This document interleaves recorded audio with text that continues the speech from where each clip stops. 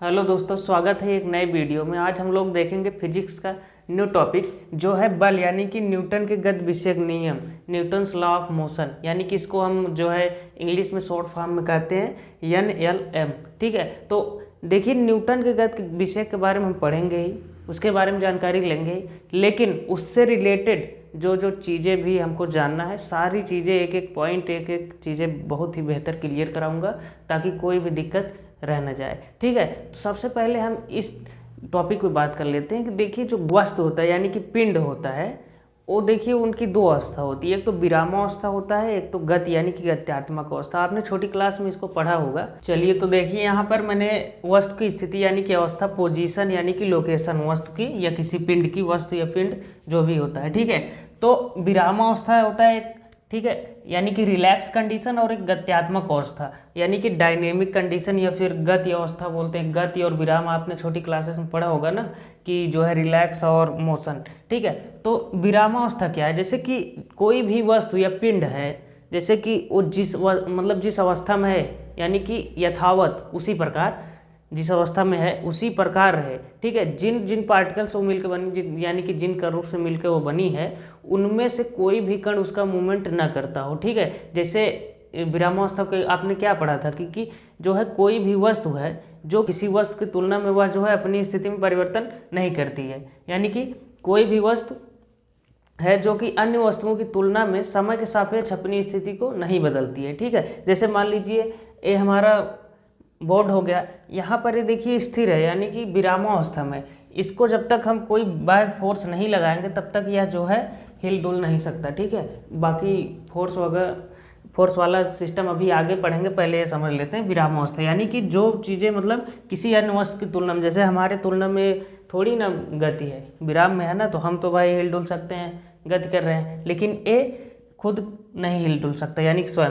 ठीक है, तो वही विरामावस्था। गत्यात्मक अवस्था क्या है कि जैसे कि वह वस्तु या कोई भी पिंड जो मतलब समय के सापेक्ष अपनी गति को परिवर्तित करती है उसे गति कहते हैं। आप लोगों ने छोटी क्लासेस में देखा। अब देखिए गत्यात्मक अवस्था यानी कि डायनेमिक कंडीशन तीन प्रकार का होता है। एक स्थानांतरी गति होता है, घूर्णन गति होता है, काल्पनिक गति यानी कि दोलन गति, वाइब्रेशनल मोशन। अब पूछेंगे कि स्थानांतरी गति क्या होता है, यानी कि ट्रांसलेशनल मोशन। ठीक है, तो देखिए हम बताते हैं आपको एक एग्जांपल द्वारा। मान लीजिए आप अपने घर से मार्केट जा रहे हो। ठीक है, दूरी कितनी वो नहीं मैटर करता, बस आप समझिए घर से मार्केट जा रहे हैं। ठीक है, तो मार्केट जाने में यानी कि घर से मार्केट जाने में आपने देखिए पल पल आपकी स्थिति चेंज होती रही। ठीक है, अब ऐसा थोड़ी ना कि घर से निकले सीधा मार्केट आएगा। अरे घर से निकलोगे जो है स्कूल आएंगे और सारी चीज़ें, पेड़ पौधे मिलेंगे, सारी चीज़ें मिलेंगी ना, तो पल पल आपकी स्थिति जो है चेंज हो रही। तो इसको क्या कहते हैं? स्थानांतरी गति यानी कि ट्रांसलेशनल मोशन। ठीक है, अब आते हैं घूर्णन गति यानी कि रोटेशनल मोशन। देखिए रोटेशनल मोशन है क्या? ठीक है, इसमें जो है जो वस्तु होता है, जो पिंड होता है, वह तो अपनी जगह पे जो है स्थित रहेगा। ठीक है, स्थिर रहेगा। ठीक है, आपको एग्जाम्पल पहले देता हूँ फिर उसके बाद समझाता हूँ। मान लीजिए आपने रूफ वाला पंखा यानी कि छत वाला पंखा देखा है। ठीक है, आप सबके घर में होता है। ठीक है, आप उसको जब स्टार्ट करोगे, बटन दबाओगे, चालू करोगे तो पंखा जो है वहाँ से कहीं भाग नहीं जाता है। ठीक है, भाग नहीं जाता, बल्कि वह जो है स्थिर रह के किसी अक्ष के प्रत्या वहाँ पे घूमता है। ठीक है, अब अक्ष के प्रत्या क्या, यानी कि जैसे कि पंखा हो गया, उसमें पंखड़ी लगी होती है, उसका जो होता है ना गोल सा मोटर वगैरह। ठीक है, उसमें देखिए एक रॉड होता है पाइप जैसा, वो देखिए स्थिर रहता है। ठीक है, तो किसी अक्ष के प्रत्या वह घूम रहा है ना, तो उसका अक्ष जो है वही तो हो गया, बिना किसी अक्ष के प्रत्या थोड़ी ना घूम पाएगा। ठीक है, अब मान लीजिए यही है, यहाँ पे हम कुछ लगा दें, ऐसे ऐसे इसको रोटेट करवाएं, तो ये किसी अक्ष के प्रत्या ही घूम रहा है ना, तो वही बात हुई। ठीक है, तो काल्पनिक गति यानी कि दोलन गति आप सबको पता है भाई, जैसे झूला होता है ऐसे ऐसे झूलता है। ठीक है, तो वही हो गया काल्पनिक गति। चलिए अब आगे देखते हैं जो है बल, यानी कि बल है क्या। देखिए पहले मैं बता देता हूँ, बल वह कारक, वह फैक्टर, वह घटक है जो मतलब किसी भी वस्तु, किसी भी पिंड के स्थिति में परिवर्तन कर देता है या फिर परिवर्तन करने का प्रयास करता है। ठीक है, उसे बल कहते हैं। अभी मान लीजिए एग्जाम्पल, ए बोर्ड है। ठीक है, बोर्ड पे तो हम मारेंगे नहीं। ठीक है, तो देखिए एक दीवार है, जैसे कि मान लीजिए ये बोर्ड को ही दीवार समझ लीजिए, ठीक है। अगर हम इस पे मारें, ठीक, तो क्या दीवार पीछे हट के थोड़ी न चली गई, हाँ। अब इसको पीछे हटाने के लिए भाई हमको और ज़्यादा बल लगाना पड़ेगा, जेसीबी वगैरह बुलवाना पड़ेगा, उससे धक्का दिलवाना पड़ेगा, ज़्यादा से ज़्यादा बल, तब ना जाके पीछे जाएगी, ठीक है। तो बल वह घटक, वह कारक, वह फैक्टर है, ठीक है, जो किसी भी पिंड यानी कि वस्तु की स्थिति में परिवर्तन कर देता है या परिवर्तन करने का प्रयास करता है, ठीक है। मैंने यहाँ पे एक मुक्का मारा, लेकिन इसकी स्थिति तो चेंज नहीं, लेकिन परिवर्तन करने का प्रयास हुआ ना वहाँ पे, ठीक है। अभी मान लीजिए यहाँ पे मैंने डेक्स्टर लिया हुआ है, ठीक है। अब डेक्स्टर पर थोड़ा सा बल लगाएं तो नहीं उठ रहा है, ठीक है, लेकिन उसकी स्थिति परिवर्तन करने का प्रयास तो हो रहा है, लेकिन वही ज़्यादा बल लगा दें, उठ गया, आप चाहे जहाँ रख दें, बहा दें ऐसे या फिर कहीं पर रख दें, तो वही चीज़ होता है ना। तो चलिए पहले आपको बल की परिभाषा लिख देता हूँ और समझा देता हूँ। फिर बल में भी बल के भी प्रकार होते हैं, ठीक है। संपर्क बल होता है, असंपर्क बल होता है, फिर संपर्क बल क्या क्या होते हैं, असंपर्क बल क्या क्या होते हैं, उसके बारे में चर्चा कर लेते हैं, ठीक है। तो देखिए सारी चीज़ें बेहतरीन एकदम क्लियर से समझाऊंगा, ताकि कोई भी जो है टॉपिक आपको मतलब मिस ना हो, कोई भी दिक्कत ना हो, ठीक है। जब बेसिक क्लियर रहेगा तो पढ़ाई का अलग ही लेवल का मज़ा आता है, ठीक है। थोड़ा ही पढ़ो लेकिन बढ़िया से पढ़ो, ठीक है। तो चलिए आइए हम बल पे ध्यान देते हैं, ठीक है। ये हो गया ना, तो चलिए देखिए मैंने बल की परिभाषा लिख दी है। देखिए फोर्स यानी कि बल, ठीक है। खिंचाव यानी कि पुल, जैसे खींचते हैं ना कोई चीज़, पुल करते हैं, ठीक है। और दबाव यानी कि पुश करना, दबाव मन ढकेलना, ठीक है, धीरे से ढकेल दिया फिर दबा दिया, उसको पुश कहते हैं, ठीक है। बल यानी कि खिंचाव अथवा दबाव या ढकेलने की वह प्रक्रिया है जो किसी भी वस्तु या पिंड के स्थिति में परिवर्तन कर देता है अथवा परिवर्तन करने का प्रयास करता है, ठीक है। जैसे मैंने बताया आपको, मैंने एक मुक्का इसमें मारा, ठीक है, क्या है पीछे थोड़ी ना हट गया दीवार लेके, ठीक है, लेकिन नहीं हटा, स्थिति में नहीं परिवर्तन हुआ, लेकिन परिवर्तन होने का तो प्रयास किया, ठीक है। अब इसको उड़ाना ही है तो जेसीबी वगैरह लाना पड़ेगा बाबा से बात करके, ठीक है। तो चलिए अब देखिए बल का जो है मुख्यतः दो प्रकार के होते हैं, ठीक है। बल दो प्रकार के होते हैं, एक तो होता है संपर्क बल यानी कि कॉन्टैक्ट फोर्स, और असंपर्क बल यानी कि नॉन कॉन्टैक्ट फोर्स। आपने देखिए बहुत, जैसे कि आप डेली लाइफ में जो होता है, देखिए फिजिक्स जो है ना, ये कोई वो नहीं है, ठीक है। इसमें जो भी चीज़ें आप पढ़ते हैं ना, किसी न किसी छोटी घटना से वो चीज़ें स्टार्ट हुई रहती है, ठीक है, जो कि आपको नॉर्मली बताया जाता है। अभी न्यूटन के ही गत के बारे में पढ़ रहे हैं ना, तो अभी छोटी चीज़ें पहले जान रहे हैं ना, अभी आगे चलेंगे क्यों गुरुत्वाकर्षण का नियम इसने खोजा, ठीक है, इन्होंने क्यों खोजा भाई, उस क्यों का जवाब हम आगे देंगे, ठीक है। तो फिजिक्स जो है किसी न किसी छोटी घटना से ही आरंभ हुआ है, ठीक है। कोई भी चीज़ें होती, नई चीज़ें होती, चाहे जो है बेंजामिन फ्रैंकलिन का जो है अपना वो वैद्युत आवेश वाला उनका जो है था, कुछ भी है, मतलब वो किसी न किसी छोटी सिस्टम से ही, छोटी न छोटी घटना से ही स्टार्ट हुआ है, ठीक है। तो चलिए देखिए संपर्क बल क्या है और असंपर्क बल क्या है। आपने देखा होगा चुंबक, ठीक है, चुंबक जैसे दो चुंबक है ना, आपने देखा होगा जब चुंबक में दो पोल होते हैं, एक नॉर्थ पोल एक साउथ पोल, ठीक है। नॉर्थ नॉर्थ एक दूसरे को क्या करते हैं, प्रतिकर्षित करते हैं, नॉर्थ साउथ एक दूसरे को आकर्षित करते हैं, ठीक है। तो क्या होता है कि आपके पास एक ही चुंबक है सपोज दैट, और एक लोहा है, ठीक है। अगर चुंबक को आप लोहे के पास ले जाओ या लोहे को चुंबक के पास ले जाओ, तो देखिए जब धीरे धीरे पास ले जाएंगे, जरा से भी आप चूके, जब उसके पास पहुँचोगे सटाक से जाके चिपक जाएगा, ठीक है, तुरंत जाके चिपक जाएगा, अगर हम चिपक जाएगा उससे, ठीक है। अगर हम आपसे पूछे कि इसमें कौन सा बल कार्य किया, संपर्क बल कार्य किए का संपर्क बल, तो आप क्या बोलेंगे भाई, असंपर्क बल है ना, किसी के संपर्क में न रहते हुए भी उसने उसको खींच लिया। अब यहाँ पे एक क्वेश्चन और आता है, ठीक है, कि क्या केवल चुंबक ही लोहे पे फोर्स लगा रहा था, बल लगा रहा था, खींच रहा था? अधिकतर बच्चे यही बोलेंगे कि हाँ चुंबक ही खींच रहा था या बल लगा रहा था। ऐसा नहीं है। देखिए जितना जो है बल चुंबक लोहे पे लगाएगा, उतना ही बल लोहा चुंबक पर लगाता है, ठीक है। नहीं तो आपने कई कंडीशन में देखा होगा, आपके पास मान लो इतू सा चुंबक है, आप अलमारी वगैरह के पास या कोई मतलब जैसे दरवाज़ा है लोहे का, उसके पास ले गए, तो धीरे धीरे ऐसे मान लो हथेली पे रख के ले गए, ये दरवाज़ा अपना सपोज दैट ऐसे ऐसे ले जा रहे हैं, जैसे भी उसके कांटेक्ट में आया, जब सटाक से चिपक गया दरवाजे में, अब थोड़ी ना दरवाज़ा भाग के आएगा चुंबक को चिपकेगा, ठीक है। तो इससे स्पष्ट होता है कि दोनों एक दूसरे पर बल लगाते हैं, ठीक है। अगर हाँ भाई बहुत बड़ा चुंबक है तो भाई दरवाजा ही हो सकता है उखाड़ ले, ठीक है, तो अलग की बात है। तो चलिए देखिए संपर्क बल क्या है, यानी कांटेक्ट बल क्या है। देखिए संपर्क बल वह है कि वह बल जो किसी वस्तु पर किसी अन्य पिंड द्वारा एक दूसरे के संपर्क में आने पर कार्य करता है, ठीक है। क्या है कि किसी वस्तु पर, ठीक है, कोई भी वस्तु है, ठीक है, अन्य वस्तु यानी कि अन्य पिंड के द्वारा एक दूसरे के संपर्क में आने पर कार्य करता है, ठीक है। सपोज दैट मान लीजिए यहाँ पे एक डेस्टर है, ठीक है। अब हम इसको उठाना चाहते हैं, ठीक है, ये वस्तु है, ठीक है। अब हमारा हाथ एक पिंड मान लीजिए, वस्तु मान लीजिए, भाई हाथ है तो हाथ ही बोलेंगे ना, नहीं पता है तो भाई वस्तु बोलेंगे ही। तो इसको उठाने के लिए हमको इसके एक दूसरे के संपर्क में आना पड़ेगा ना।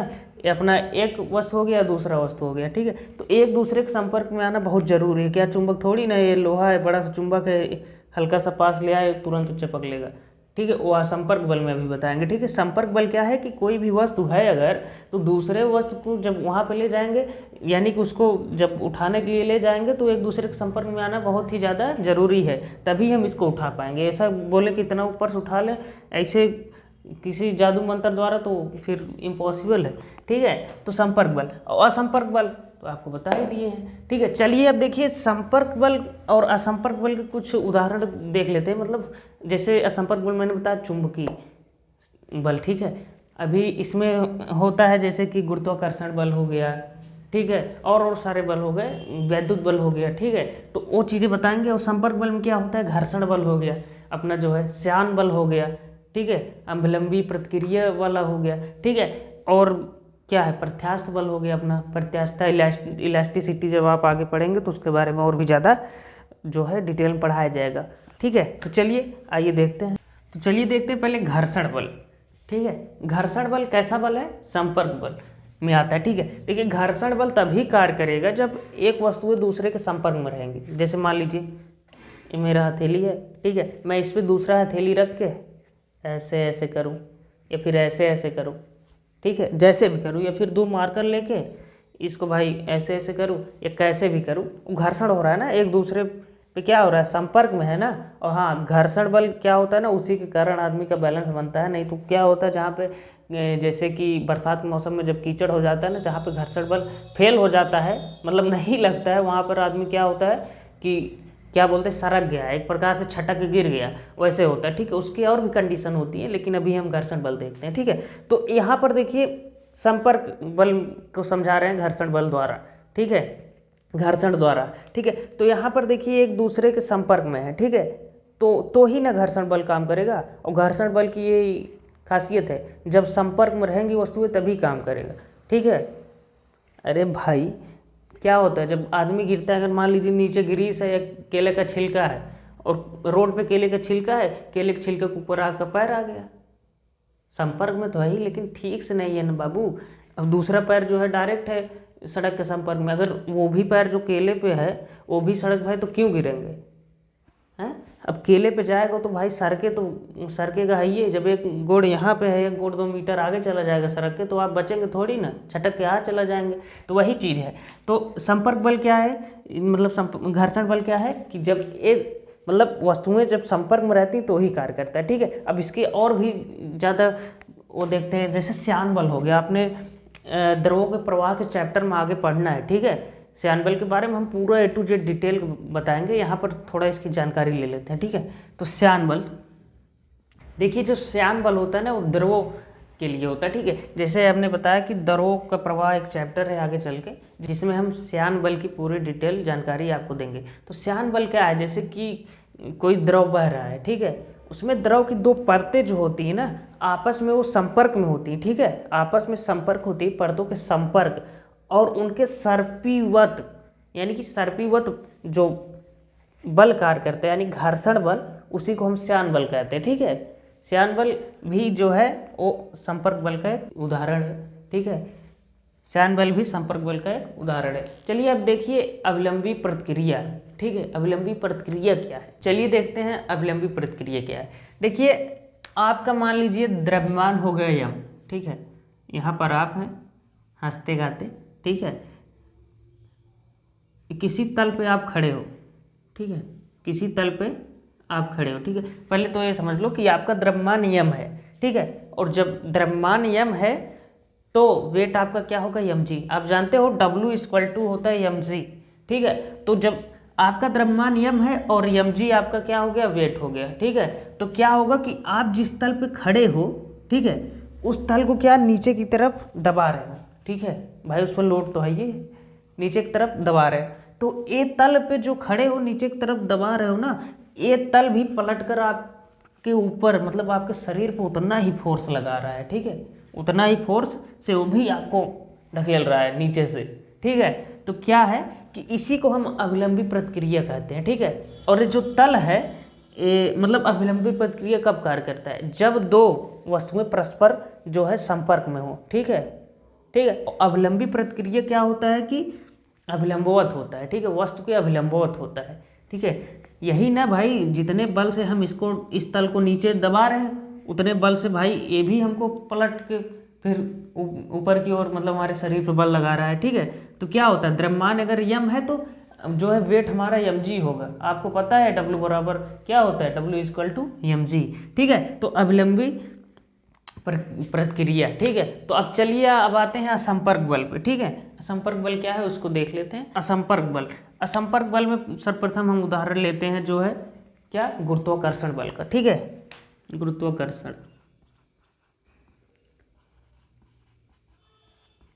गुरुत्वाकर्षण बल, ठीक है। देखिए गुरुत्वाकर्षण, ठीक है, गुरुत्वाकर्षण बल जो है वो अगर किसी वस्तु पर कार्य कर रहा है तो ये मानी बात नहीं है कि वस्तु उसके संपर्क में आए, ठीक है, पृथ्वी के संपर्क में हो, ठीक है, संपर्क में आने की कोई ज़रूरत नहीं। अगर हाँ गुरुत्वाकर्षण क्षेत्र में अगर कोई भी वस्तु है, कोई भी वस्तु, तो उस पर गुरुत्वाकर्षण बल कार्य करेगा। कोई भी, अगर उसके क्षेत्र में कोई भी वस्तु है टू जेड, उस पर कार्य करेगा। अभी मान लीजिए ये हमारा मार्कर है, ठीक है, ये क्या है, गुरुत्वाकर्षण क्षेत्र में है ना भाई। अब अगर इसको हम छोड़ेंगे ऐसे, ये गिर गया, ऊपर क्यों नहीं गया, क्योंकि इस पर गुरुत्वाकर्षण बल लग रहा है, कोई संपर्क बल नहीं लग रहा है, इस पर संपर्क बल लग रहा है कि कोई खींच रहा है नीचे से, नहीं खींच रहा है ना, तो यही चीज़ है कि गिर जा रहा है, देखिए या, ठीक है। तो वही चीज़ है कि गुरुत्वाकर्षण, ये मानी बात नहीं है कि संपर्क में ही रहो, कोई वस्तु संपर्क में ही रहे पृथ्वी के, ठीक है। गुरुत्वाकर्षण के क्षेत्र में कोई भी अगर वस्तु है तो उस पर क्या है कि गुरुत्वाकर्षण फोर्स यानी कि बल कार्य करेगा, ठीक है। अब इसका एक एग्जाम्पल और ले लेते हैं। तो गुरुत्वाकर्षण बल क्या है, एक प्रकार सा जो है क्या है, असंपर्क बल है। अब आते हैं वैद्युत। आपको पता है कोई भी आवश्यक कण या आवश्यक कणों का समूह एक जो है समूह ग्रुप बनाता है, ठीक है। और यदि वैद्युत क्षेत्र में, ठीक है, कोई दूसरा आवश्यक कण आ जाता है, ठीक है, कोई दूसरा आवश्यक कण आ जाता है तो उस पर वैद्युत बल कार्य करेगा। ये मायने नहीं रखता कि वो स्पर्श में है, यानी कि संपर्क में आए तभी, ठीक है, संपर्क में आने की कोई आवश्यकता नहीं। अगर वो वैद्युत क्षेत्र में है तो उस पर वैद्युत बल कार्य करेगा। तो समझ में आया। तो ठीक उसी प्रकार आप, मैंने चुंबक वाला आपको एग्जाम्पल दिया, ठीक है। तो आज के लिए बस इतना ही। ये आपका पार्ट 1 था, ठीक है, पार्ट 1 थोड़ा थोड़ा करके पढ़ेंगे, क्योंकि देखिए न्यूटन गतिविषयक नियम छोटा नहीं है कि एक दिन में हम ख़त्म कर दें।